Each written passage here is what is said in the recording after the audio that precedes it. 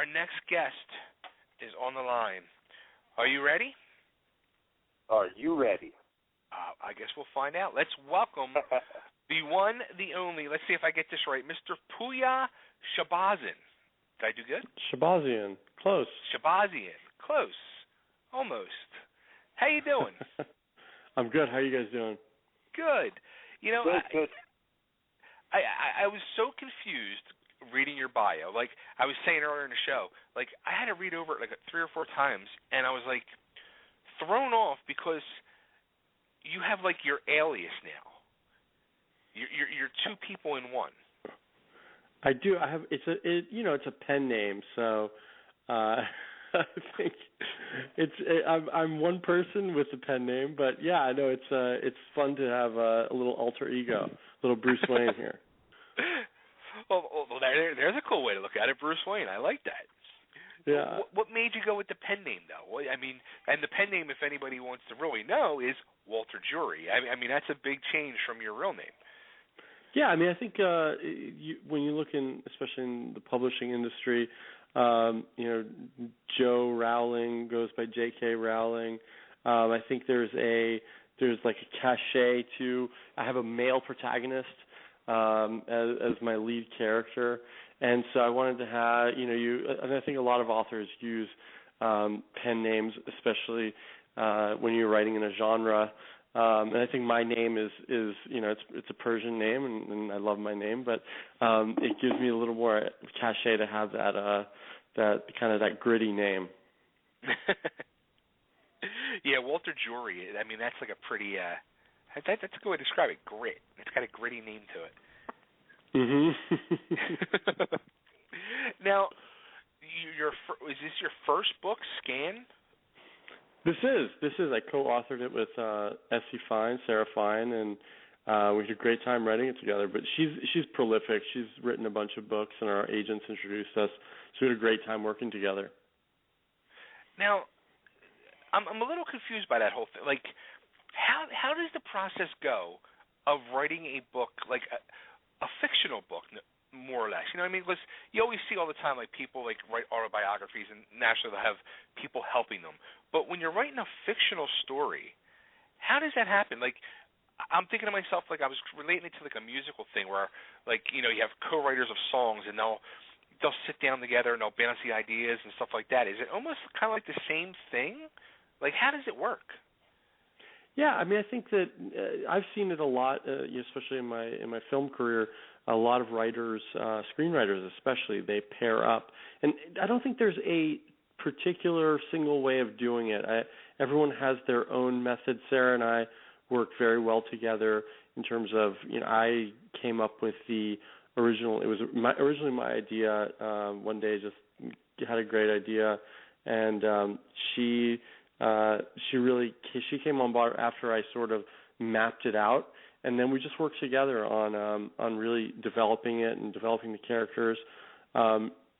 So yeah, I don't think there's a single particular way of doing it, but we just really collaborated well and really built that world, built those character arcs.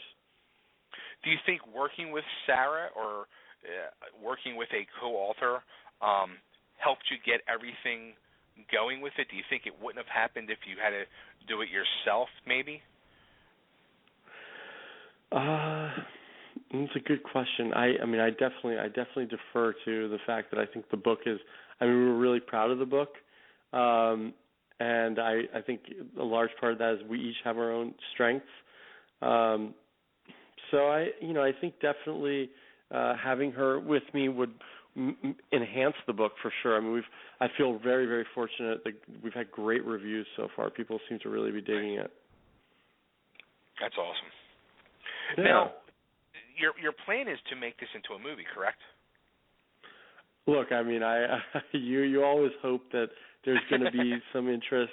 I think the beauty of what we've just seen the last year and a half, 2 years, is that the fans are, it's not just a couple of properties that have hit. There was Harry Potter, and there's Twilight, and there was Hunger Games. Then you had a bunch of young adult movies do not so well. So I think what you've seen is that if you have a very, very passionate fan base and you make a great product for them, the fans will come out. So I think for me, it all starts with quality. Just hoping to make a really quality piece of material, and if that opportunity presents itself, we'll definitely look at it.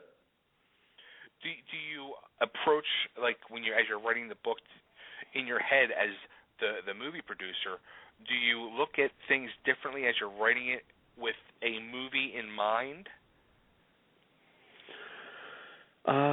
Yeah, I'd say yes and no. I see it. I see the way stories play in my head, and playing around with other ideas for books.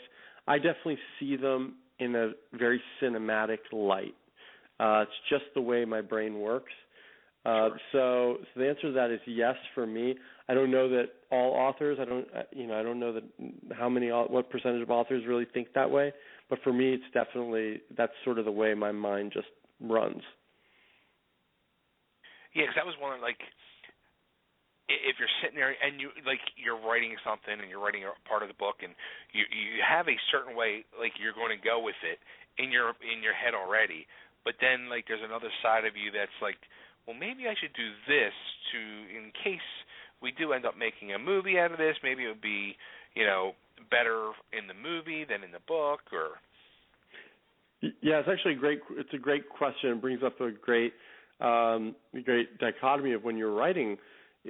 You build this, especially in a sci-fi genre piece, you build this mythology, and you see the characters within that mythology, and as they progress, as you're writing their character arc, you're really thinking about what would they do, and the thought is like, what would you do? But it's not really what you would do. It's what would that character do within that world. Right. So it's something that definitely you keep in mind. Now you already have the sequel. Is that already written as well for next year, or you still have to write that, or? In the works. Okay. We definitely. I'd hope to say we're ahead of schedule, but we're probably on schedule. It comes out in a year, so we'll definitely we've got some work cut out for us, but it's in the works. I was going to say, you must be like a machine, man, because like how long of a process was it writing Burn? Burn would say 6 months. I think each book took, between Sarah and I, took us 6 months to get it down on paper. Wow. And then we have brilliant agents, and we have a brilliant editor. So they all work. Putnam is a fantastic publishing house. Our editor is wonderful. So, they put us to work. I mean, they really want to make the best book possible. So there's edits. You go back and forth. Sometimes you fight for certain things you want. I mean, it's no different than any other creative process where you have someone who is kind of overseeing it. You just go back and forth and get it right. Now, the book was just released May 1st. I mean, how was that for you, being your first book? I mean, that had to be a very, this is like your baby here. You had to be really overwhelmed with excitement. Yeah, it's been a fun little run for me.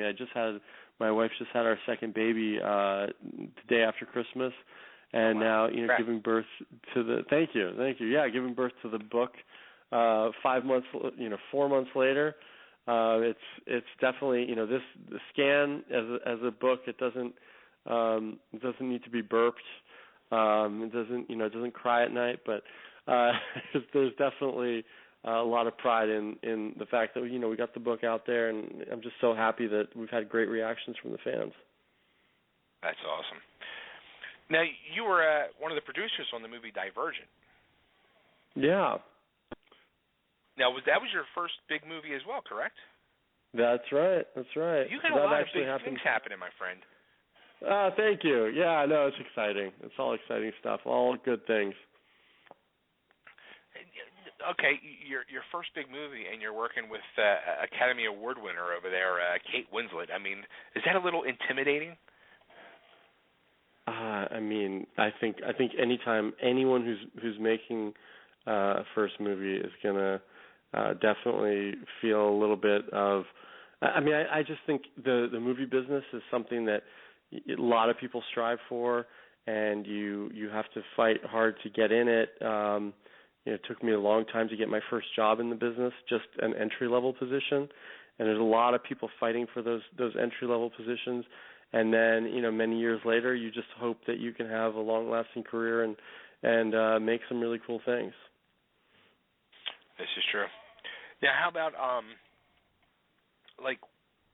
was your goal to be a movie producer? Was it to be an author? Was it to be an author to make movies? Like, what is your total career aspirations?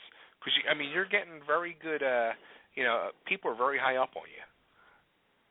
Oh, thanks, man. Yeah, no, look, it's definitely the goal is to be a top tier creative producer in the business. I mean, I think that's sort of the dream. It's a great kind of outlet to be able to write as well, to write on the side, and I think it all plays into the same sort of atmosphere, right? You're creative in terms of coming up with stories and working with writers. A movie producer works with writers, and you're constantly reading. I mean, it's the one thing that I learned getting into the business was how much reading is required. I mean, you wouldn't think it, but producers have to read. You got to find that next piece of material, that next screenplay, that next book. So there's a lot of work that goes into that, and most of the time you're passing on things. But I think that's sort of the end game. So, out of all this reading you do, when you're saying there's a lot of things you pass on, do you ever feel bad? Especially if maybe it's a friend or something, and you're like, oh, pass. Yeah, I think sometimes if it's a friend, for sure. And look, it's a business of friends, right?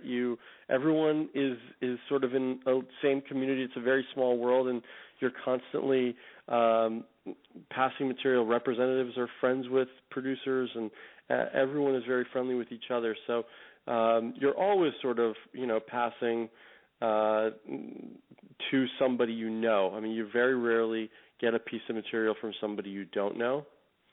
And as a result, you just there's a shorthand to it. Everyone gets to know one another well enough that you can do it seamlessly. Sure. Now, I also saw that was Hollywood Reporter named you the next generation class of 35 top execs, 35 and under. Mm-hmm.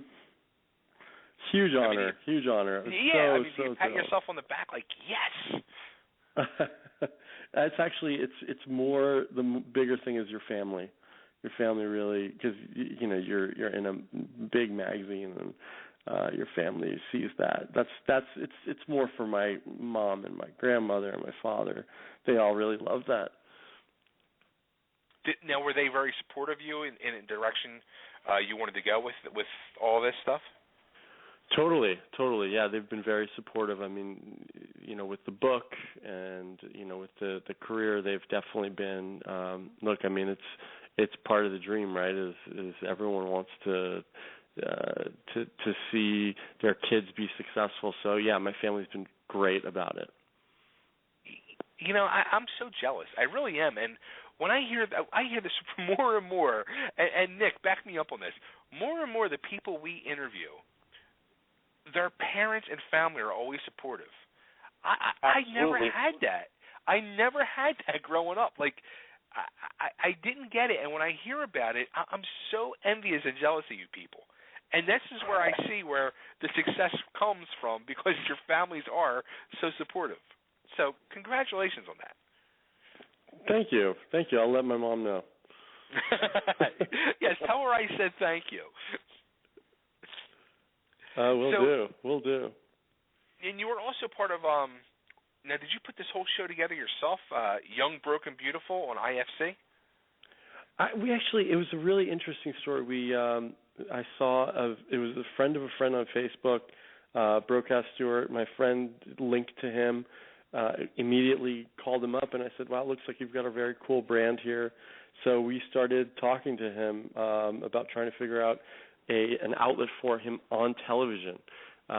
Somehow, some way, get a show built around him. And then it was a very collaborative effort. There was another executive producer involved, and then the network got involved. But it was a handful of people who really created the show. For the first year, it was just Brokaw Stewart, myself, and my two partners at Man Down Pictures. We were working with him exclusively, and then other people eventually came into the picture. But yeah, I mean, it was a fun effort to get him on the air. He's such a dynamic personality, so I'm actually hoping we're looking at something else, another opportunity for him now. Now, how about I mean, that was basically kind of almost like a reality show. So, yeah, I think they call it docu-reality is the term they use. Well, what's your feelings on like reality TV? Look, I mean, I think it's a great guilty pleasure on television. I'm looking forward to seeing this week's episode of the Road Rules Real World Challenge. I love that show. It's totally my guilty pleasure. Yeah, that's a show I follow very, very closely, and part of I think it's become such a pop culture thing. I don't know if you know Bill Simmons and Grantland and those guys do a fantasy league with those guys, so it's great to sort of to have that be a part of the zeitgeist now. I mean, I love a few other reality shows. I mean, it's mostly, I would say, docu-reality. Some of the real estate shows I think are really interesting. You actually get to see parts of the country and what people are doing with real estate. So yeah, I'm a fan. I'm surprised. Oh man, come on! You gotta shut down sometime. I'm constantly reading, so you gotta shut the brain off and just kind of enjoy it once in a while. Yeah, well, like my favorite shows, like my two favorite shows are Mob Wives and Counting Cars. So I'm right there with you in the whole world of reality TV. There you go. Now, do you like? I mean, are you able to just like sit there when you're not reading or writing books? Are you just like writing up like ideas for possible like television shows or movies to try to make come to fruition? Yeah, it's a great question. I mean, I think that we have this sort of mindset of what could be a movie. I'm definitely always looking. I keep a legal pad and pen handy at all times because you never know what kind of idea is going to pop up, and you just keep a record of everything. And it's funny, I'm actually working on a project. I can't talk about it too much, but what I can tell you is that the idea is from 2006, and it's 8 years later. I've got working with some major people on it, and literally an 8-year-old idea that I just pulled out of the archives. It just was the right time to pursue it. So maybe when that one's a little further down the line, I'll have to come back on and talk about it with you. Absolutely. Now, how about like we were talking earlier in the show about there was a rumor that came out the other day that they're going to possibly remake Private Benjamin. Like, what do you think about like things like that? Like all these Hollywood remakes. Like, do you think like enough is enough sometimes? I would say, look, I think part of it is driven by the box office results on some of the projects. Look, one of my favorite movies of all time is The Fugitive, the remake of The Fugitive television show for film, and with Harrison Ford. I absolutely love that movie. That movie comes on TV, and I can't really turn it off. Right. So it makes sense to me. There's another film that's coming out called The Equalizer with Denzel Washington. I don't know exactly when, it might be coming out a little bit later this year, but apparently it's supposed to be very, very good. That's the early kind of rumor mill that I've heard, and I love Denzel, but that's based on a TV show. They're remaking a TV show. I think that the fact is, as long as these projects work, they're going to keep trying to emulate them. If it gets to a point where no one will see the remakes, then they'll cut it off. I mean, I think 21 Jump Street is a great example. They basically turned an old TV show into a franchise now. because they've got the sequel coming out, and right. I'm sure if the sequel does well, they'll do another one. Yeah, and then they'll be on, because this one's going to be 22 Jump Street, and then I guess the next one could be 23 Jump Street. Yeah, and then maybe they'll do a remake of the TV show after that. I mean, I think it'll just they've got to keep going with what's successful. So that's now, the reality of the business is what's going to get people to go to the theater. If you had the chance to remake one movie, or one franchise, what would you pick? Ooh, that's a great Even if question. it's already been redone, but what would be like your guilty pleasure you'd want to redo? That's an awesome question, Bay. Thank you. Yeah, I'm gonna go with, and look, it's already being done. I'm just a huge Terminator fan, so I can't wait to see what they're doing with it. But that's one of my favorites. Interesting. Very interesting. How about you, Nick, if you had the chance? I would make a sequel to Wolfgang Petersen's Troy and call it Odyssey, with Sean Bean playing the main character and just about his journey back to Ithaca. Now, don't steal that, Pouya. I won't. Don't worry. I think I'm safe. Yeah, you're good. You're good.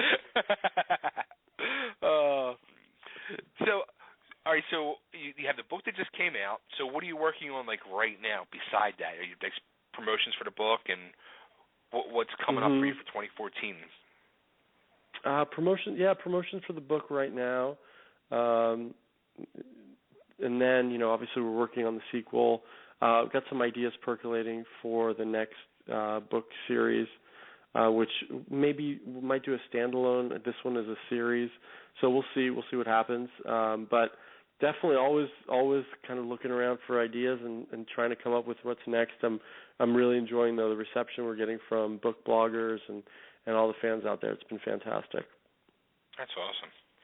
Now, how about it's funny, and I said this to Nick earlier in the show. I said, you know what? I'm going to have a bone to pick with him, because in almost everything I researched on you, in every like bio or snippet or interview or anything I found on you, you always have to put in there you're a New York Giants fan. Big Blue. Big Blue. Of course. It's even my Twitter photo is a picture of Mark Bavaro's 1986 football card. I saw that. That's awesome. I'm an Eagles fan. I'm down in Philly, so we're kind of like enemies. Well, yeah, we are, and you guys won the division last year, so we're gunning for you this year.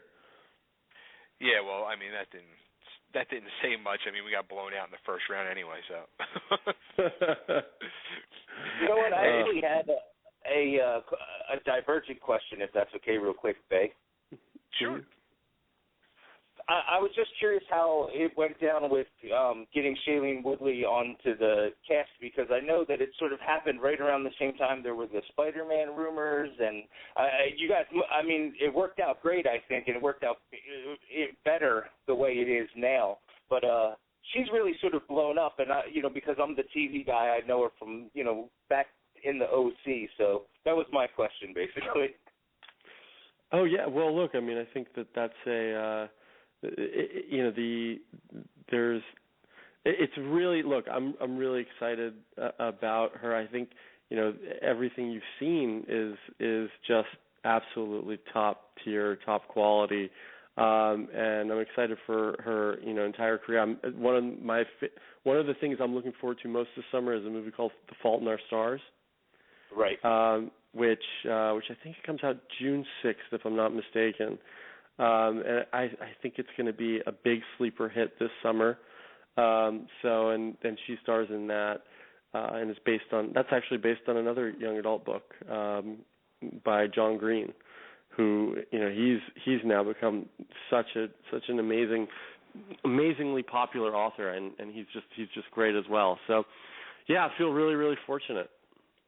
Yeah, I just thought the timing was amazing to, be like the number 3 character in this franchise, but then instead, it didn't work out for whatever reason, and she came aboard and is the number 1 character, so I guess it worked out well for her. Mhm.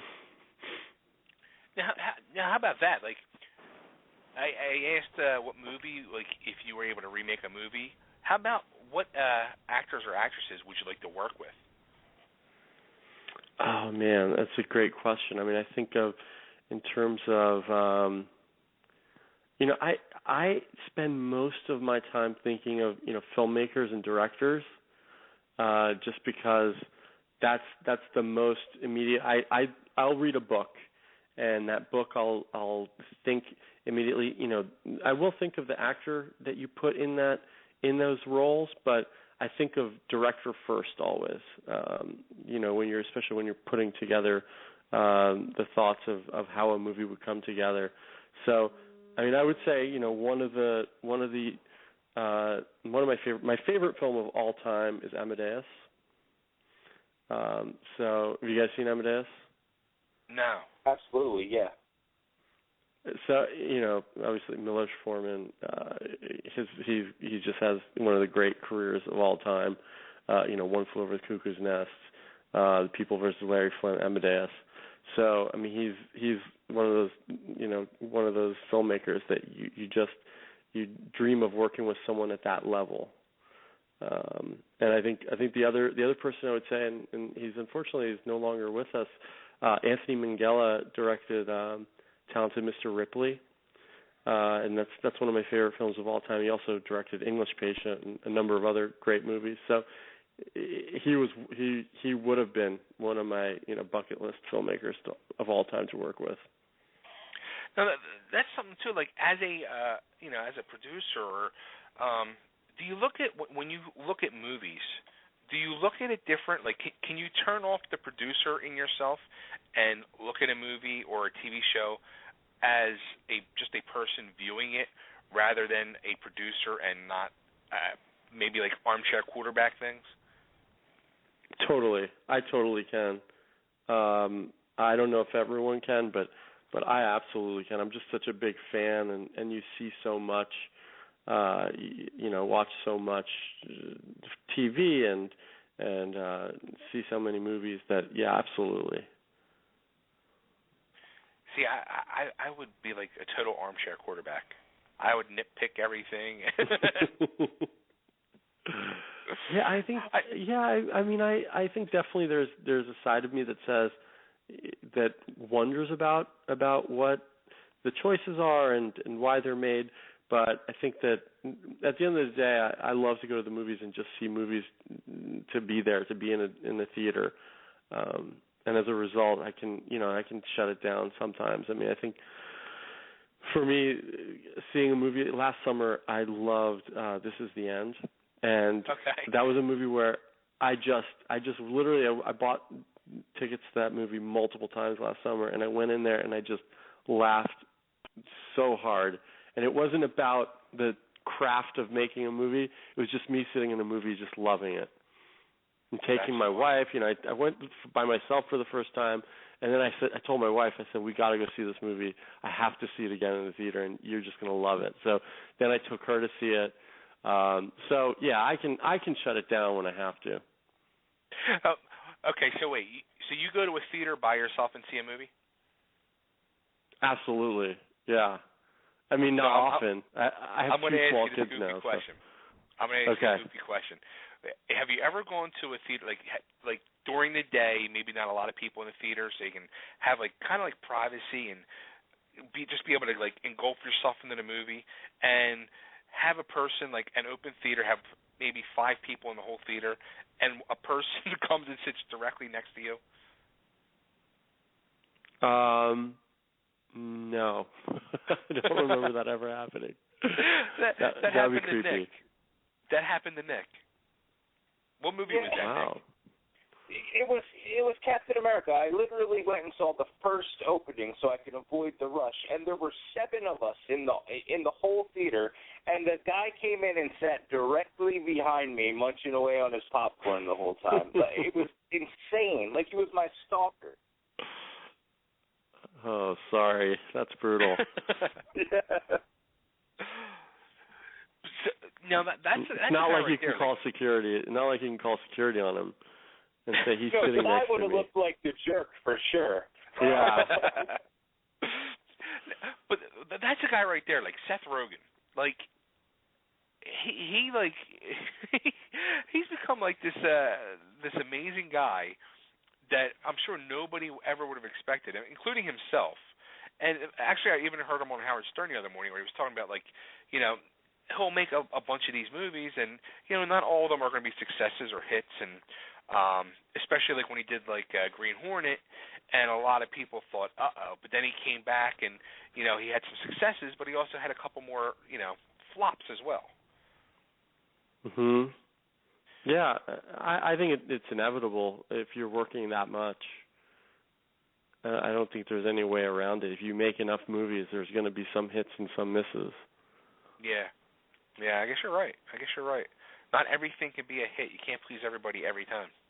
Yeah, but I think he's going to have a hit this weekend. The film Neighbors apparently is looking good. I can't wait to see it. I'll definitely be buying tickets for that. Yeah, I think he said it's almost kind of like another This Is the End. It reminded him of that, the whole process of it. Hmm. Yeah, that was a goofy movie, though. This Is the End was a very goofy movie. Yeah, I loved it, though. I loved it. Definitely my favorite comedy of last year. Oh, that's funny. That's real funny. Now, which do you prefer? Do you prefer, like, the comedies, dramas, action movies? I prefer... You're going into the young adult world? You know, look, I think you can see from Scan, Man on the Run movies are generally my favorite genre. You know, I've already mentioned The Fugitive. I loved Enemy of the State. First Blood is one of my all-time favorites. So that would be my subgenre. That would be the category I would pick. Awesome. Very cool. Yeah. All right, so where can the fans get hold of you and get the book and? Yeah, it's my Twitter is at Walter Jury. The book is on sale everywhere. It's a major publisher, so you can pick it up at any major bookstore, and online as well. Now, as an author, and I would actually add let's support all of our indie bookstores out there. So if you can buy it from an indie bookstore, please lend them your support and let's keep the indies alive and well. Damn Skippy. And as an author, what are your feelings on like the world of your Kindles and your Nooks and stuff like that? Well, I think it's just interesting that people are. I think there's this fear that technology is coming and will people read? But I feel like people are reading. I see people reading more than ever. They may be reading on an iPad or their iPhone or their Android device or just a regular hard copy book. But I feel like people are reading as much as ever. It's just they're reading on different mediums. And I think we're seeing that. It's the same thing we're seeing in television. People are watching TV, maybe not sitting in front of their television, but on all sorts of devices and in different places now. So I'm fully supportive. I'm glad ebooks have really taken off, and I'm hopeful that we're going to have a very, very competitive ebook environment for multiple companies to thrive. I can't get into the whole ebook thing. I mean, that's just me personally. I just like to have an actual book. It's a screen. It just annoys me. I don't know. That's me. Yeah, I've actually kept my old Kindle from, I think it's maybe 5 years old now, maybe 6 years old. I've kept that. It's the original Kindle screen that is not backlit, and I love it. I think it's great. It's like reading on paper for me. I haven't been able to get the same type of I don't have the same type of fondness for reading on an iPad yet or on a mobile screen. Now, your book, is it available on Kindle and all too? It is. Absolutely. Absolutely. You have to nowadays. You have to. Yeah, it was fun. We had an author on last week, and she had put a book out. She was working on her second book, and she was saying the first book, because she's against like the Kindles and all that. She's like very old school. Like she didn't want to put her book on it. She sent me an email the other day. She said, I just want to let you know, because I said to her, I said, look, in this modern day and age, yeah, you have to do it, because not everybody now buys books. They'll just buy a Kindle version or a Nook version or whatever. I'm like, it's only going to be beneficial to yourself and your product, so you might as well do it. And she said, you're right, and I'm doing it. So she said her second book, she's doing it. Oh, nice. All right.